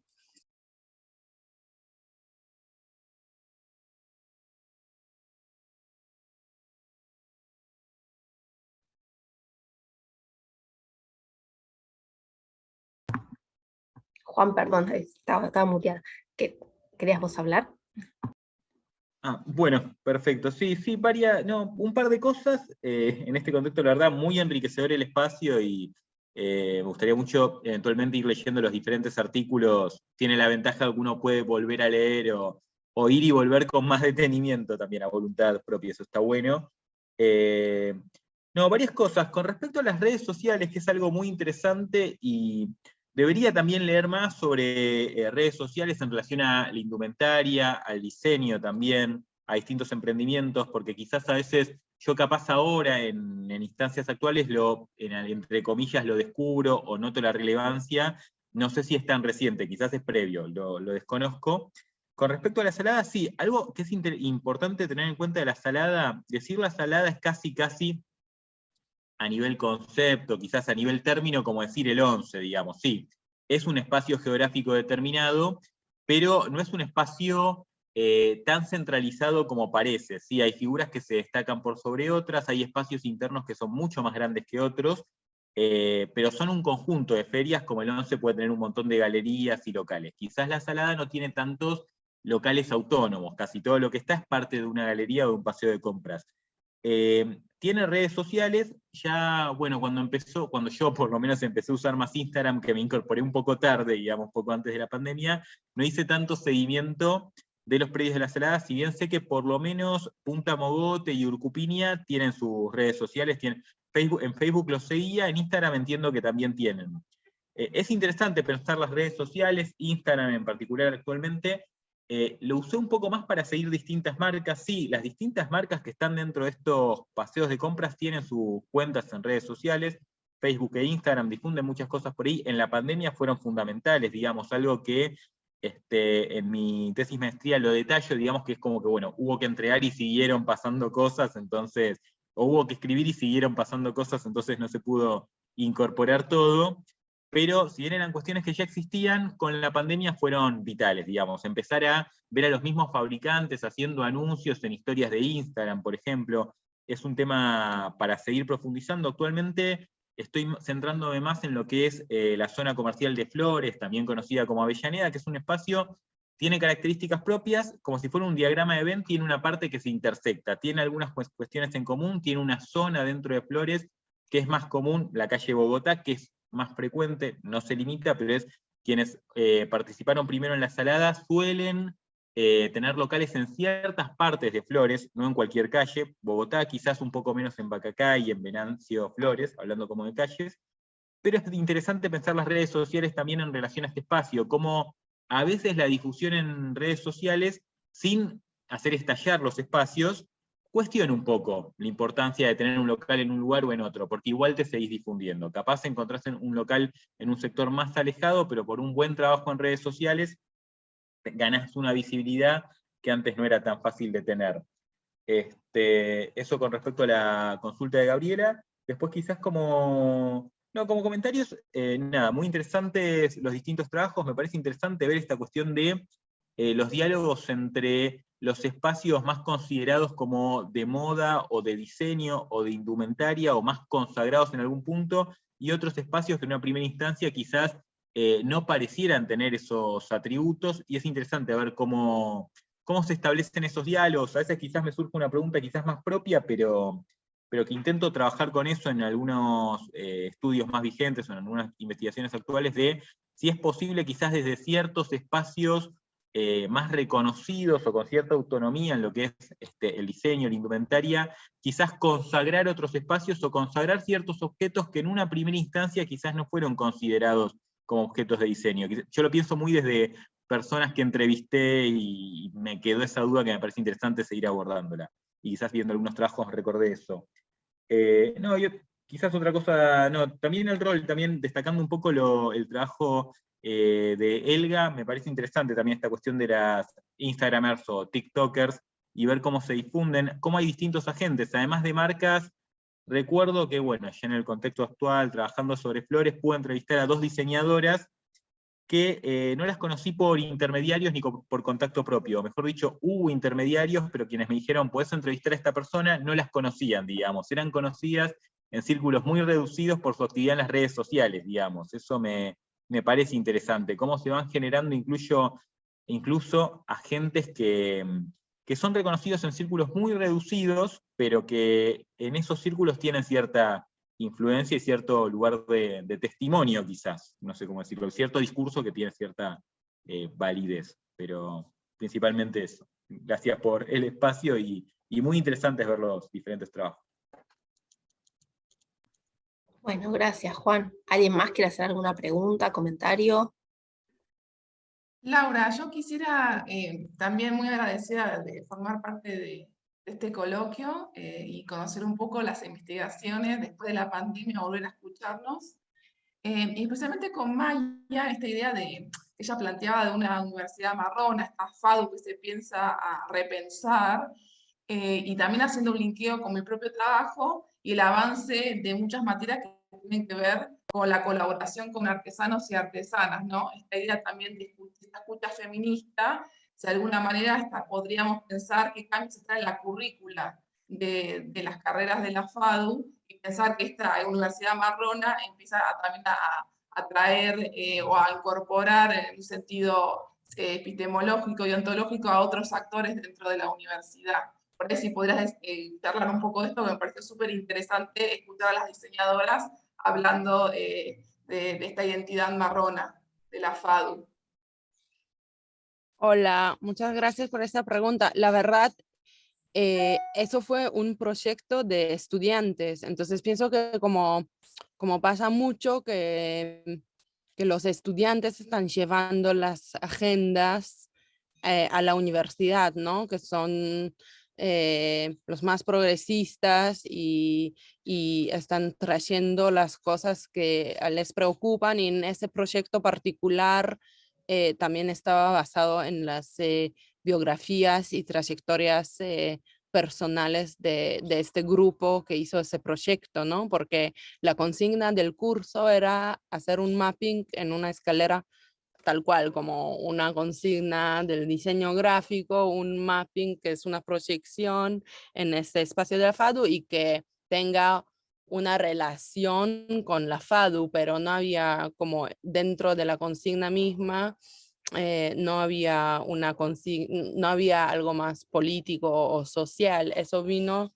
de los estudiantes, entonces pienso que como sí, esa idea de también del oído feminista, de escuchar a les que están atravesando estos espacios y que no necesariamente, los cuerpos que no necesariamente están bien vistos, los no cuerpos hegemónicos, pienso que desde ahí nos podemos aprender un montón sobre la institución y obviamente no sé, yo no quiero, porque yo también estoy en un rol, como doble rol, porque también soy diseñadora y educadora del diseño. Ahora ese trabajo es sí un trabajo más antropológico, digamos, pero para mí es obvio que esas cosas van a llevar en algún momento también cambios en currícula y también hay esas tensiones, ¿no? Como esto está pasando, ¿no? Como la otra interlocutora, estudiante y militante, Gina, que mencioné, que estaba hablando, que está muy bien, que hay materias del diseño y estudios de género, pero ya está como demasiado tarde, lleva en la carrera, según ella, ¿no? Que debería estar transversal en el todo, entonces quizás eso es el etapa 2, ¿no? Que va a pasar en la FADU, por lo menos esas son las agendas que están trayendo los estudiantes y esas son sus preocupaciones, ¿no? Y están también militando para los cambios y para la transformación, que me parece interesante. Pero sí, no sé si te respondí a tu pregunta. Sí, sí, totalmente. O sea, como hay que ver el proceso, ¿no? De estas transformaciones en las instituciones, y especialmente pensando en la FADU y en las diseñadoras, especialmente en el caso de las diseñadoras profesionales, cómo empiezan también a deconstruir sus propias experiencias dentro de la universidad, esta idea a veces del sufrimiento, que también hay varias autoras que han trabajado en este hábitus de la uva, ¿no? También. Así que bueno, también las dinámicas institucionales es interesante. Este oído feminista, ¿por dónde nos va a llevar esta escucha? Gracias. Bueno, acá hay una pregunta en el chat para Tania Escobar. Bueno, te felicitan por el trabajo. Dice, ¿cómo se percibe actualmente la identidad de la indumentaria y el rol de la mujer indígena en Ecuador? Bueno, muchas gracias por la pregunta. Qué alegría compartir esta mesa. Me parecen todos los trabajos muy interesantes. Qué bueno también el que podamos, o sea, una oportunidad para vincular y para conocer los trabajos que desarrollamos. Bueno, en este momento la identidad de la mujer indígena a través de sus vestiduras ha tomado un rol importantísimo en nuestro país. Ecuador, hace apenas unas 3 semanas acabamos de pasar un paro que fue promovido a nivel nacional por comunidades y pueblos indígenas de nuestro país. Entonces, desde allí estamos mirando cómo la indumentaria también de la población indígena, de la mujer también sobre todo, se transforma como un símbolo de resistencia, de lucha y también un símbolo de revitalización también, no solamente de lo que comunican las vestiduras, sino también de los espacios que van poco a poco las mujeres indígenas ocupando dentro de nuestra sociedad ecuatoriana. Entonces, igual hace por ahí unos 3 años atrás pasamos otro paro que también fue promovido por pueblos indígenas de nuestro país y hay unas fotografías muy interesantes que también desde el análisis de la imagen pues hablan mucho de lo que las vestiduras en este momento pues son símbolos de resistencia de la mujer, ¿no?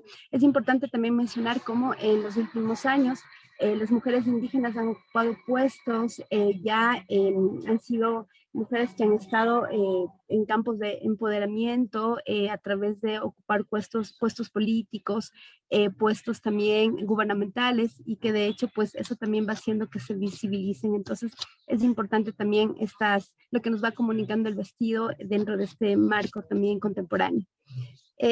Laurita, si es que me permites, yo quisiera también hacer un comentario. Me parece muy importante todos los trabajos que se han presentado ahora. Quería solamente enfatizar un poco el trabajo de Ariane, que felicito, porque me parece un trabajo muy interesante, quizás desde la parte académica, aquellos que estamos vinculados también con el área de la docencia, el saber que existe indumentaria, que no tiene género, nos permite también transitar por los escenarios de transformación del sistema, como bien lo diría Fleisler, transformar el sistema, transformar los procesos y transformar las prácticas del diseño. Me parece que ahora es muy importante el ver a esta indumentaria sin género como un ente transformador de los procesos. ¿Por qué seguimos de pronto, o por qué seguir solo patronando indumentaria para los dos códigos binarios femenino-masculino, cuando podemos hacer también patronaje, podemos plantear sistemas de escalado de métricas que vayan de la mano con este concepto de los sin género, ¿no? Entonces, también me parece oportuno esto. Desde la transformación de la práctica del diseño, quizás cumpliríamos también con parte de nuestra responsabilidad social al hacer que nuestros estudiantes y también al educar a los consumidores a que la moda puede ser más sostenible, más sustentable, más atemporal a género, si es que nos enmarcamos dentro de estos nuevos parámetros de la tendencia también a género.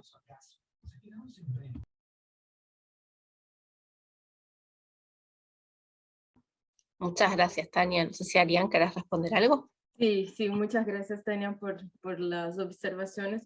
Y lo que puedo aportar es que sí, para mí está siendo una área de investigación muy interesante, porque este artículo que presenté es como una reflexión al respecto de un trabajo más amplio que estoy desarrollando en mi tesis de maestría, que es sobre la metodología proyectual del género, es decir, cómo las marcas que trabajan en este segmento plantean las modelerías, las elecciones de colores, algunas construcciones que son ya muy estipuladas y demarcadas por el histórico de la moda, cómo que se rompen estos paradigmas, cómo se nacen las nuevas posibilidades de desarrollo de diseño, y ojalá pueda compartir con ustedes esta investigación, que creo que ahora en octubre lo entrego el escrito, y la presentación todavía no sé para cuándo va,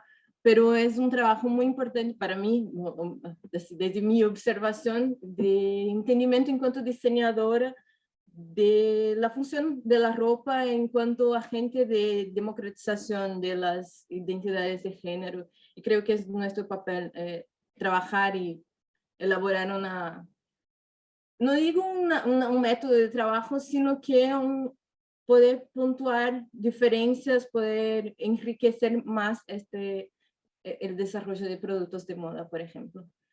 Gracias. Gustaría felicitar a todos. Increíbles trabajos, personas increíbles, Laura. Te felicito siempre. Gracias. Gracias, Ariane. Bueno, ¿alguien más quiere hacer alguna pregunta, comentario?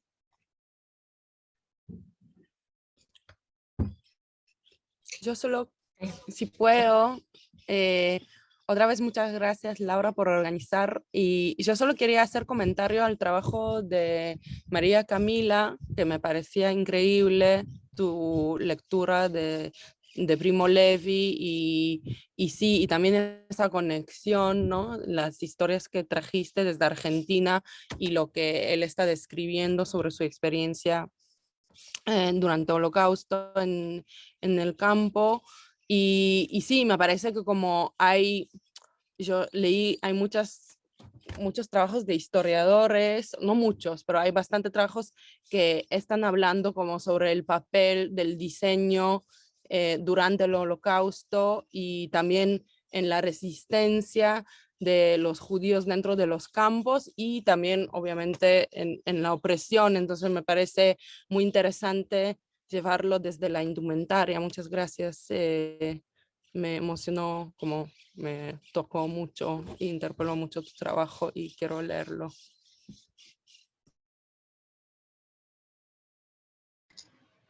Bueno, gracias.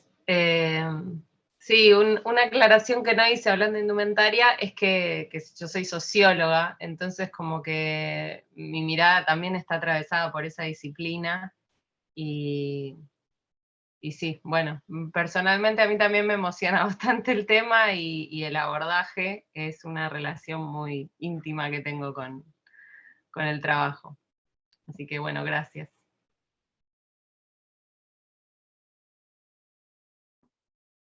Bueno, me hicieron emocionar.